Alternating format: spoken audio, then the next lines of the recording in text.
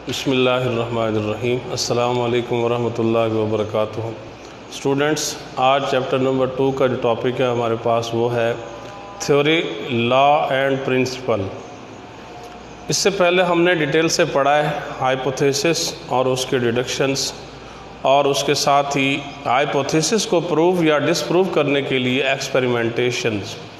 किसी भी हाइपोथेसिस को प्रूफ या डिसप्रूव करने के लिए एक्सपेरिमेंट्स किए जाते हैं।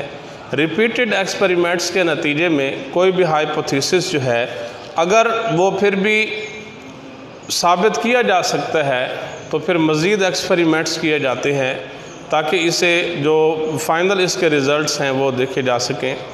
और एक हाइपोथेसिस जो है, जब ये फाल्सिफाई नहीं किया जा सकता तो फिर इससे जो बायोलॉजिस्ट है उसका जो कॉन्फिडेंस है वो बिल्टअप होता है।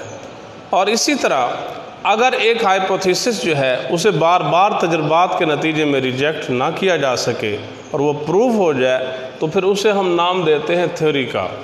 थ्योरी की डेफिनेशन या स्टेटमेंट कुछ इस तरह से करते हैं, the hypothesis is that stand the test of time, often tested and never rejected, they are called theories.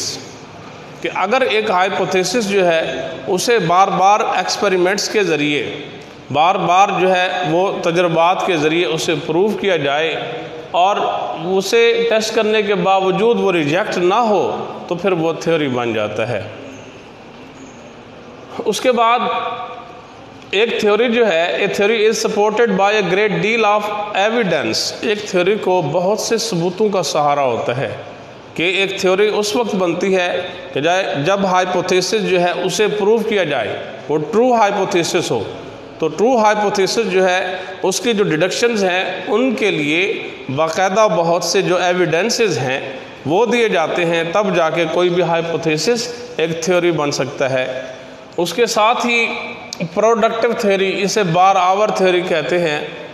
It keeps on suggesting new hypothesis and so testing goes on. Many biologists take it as a challenge and exert efforts to disprove the theory. कि बहुत सी जो हमारे पास theory आती है उसे नए hypothesis के ज़रिए उसे मज़ीद जो है टेस्ट किया जाता है, टेस्टिंग जारी रहती है। बहुत से बायोलॉजिस्ट इसे चैलेंज के तौर पे लेते हैं और उसे कोशिश करते हैं कि उसे डिसप्रूव किया जा सके। तो ऐसी थ्योरी जिस पे टेस्टिंग हो और बहुत ज़्यादा जो है एक्सपेरिमेंट्स के ज़रिए उसे डिसप्रूव करने की कोशिश की जाए और फिर वो डिसप्रूव ना हो तो फिर उसे नाम दिया जाता है एक प्रोडक्टिव थ्योरी का।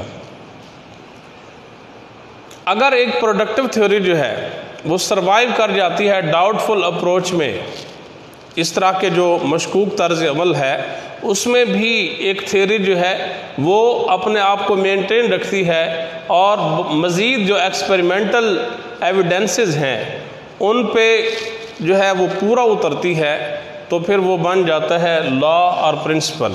तो लॉ और प्रिंसिपल को हम यूँ कह सकते हैं statement, if a theory survives doubtful approach, मशकूक तर्ज अमल के बावजूद कायम रहती है, and continues to be supported by experimental evidence, तजर्बाती जो सबूत है उसके साथ वो अपने आप का तसलसल जारी रखती है, इट बिकम्स ए लॉ और प्रिंसिपल। ये एक प्रिंसिपल या लॉ बन जाती है। साइंटिफिक लॉ किसे कहते हैं? It is a constant fact of nature. फितरत का ये एक मुस्तकिल हकीकत होता है। साइंटिफिक लॉ फितरत का एक मुस्तकिल हकीकत होता है। It is an irrefutable theory. ये नाकाबिल तरदीद थ्योरी है, यानी ये एक ऐसी थ्योरी होती है जिसे झुटलाया नहीं जा सकता। साइंटिफिक लॉ की एग्जांपल्स यहाँ 2 एग्जांपल्स दी गई हैं, हार्डी-वेनबर्ग लॉ और उसके साथ Mendel's laws of inheritance. Mendel के वरासत के 2 कवानीन हैं। तो ये साइंटिफिक लॉ की 2 एग्जांपल्स हैं। तो इस तरह आज का जो हमारा टॉपिक था थ्योरी, लॉ एंड प्रिंसिपल, वो कंप्लीट हुआ। नेक्स्ट इंशाअल्लाह हमारा टॉपिक होगा data organization and data analysis. Thanks a lot.